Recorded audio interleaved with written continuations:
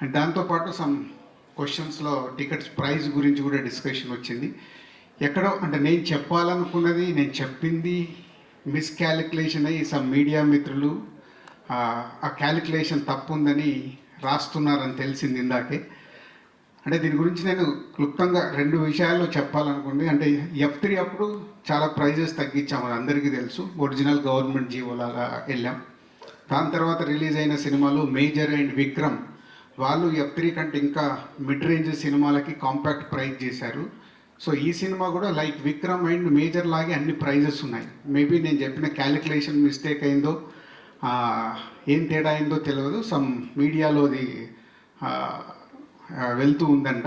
So this is GST వచ్చిన తర్వాత ఈ సినిమాకి హైదరాబాద్, వైజాగ్ లాంటి సిటీస్లలో 150 రూపీస్, దాంట్లో ఇంక్లూడింగ్ జిఎస్టీ అంటే 27 రూపీస్ గవర్నమెంట్కి వెళ్తుంది అది.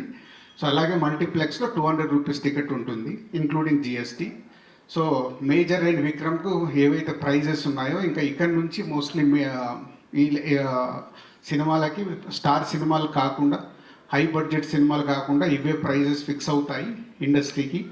సో మన ప్రొడ్యూసర్స్ అందరు కూడా డిస్కస్ చేసుకున్న ఒక ప్రైజ్ ఫిక్స్ అవుదాం అనుకున్నాం. సో ఆల్మోస్ట్ ఆడియన్స్కి ఈ ప్రైస్ ఫిక్స్ అవుతుంది.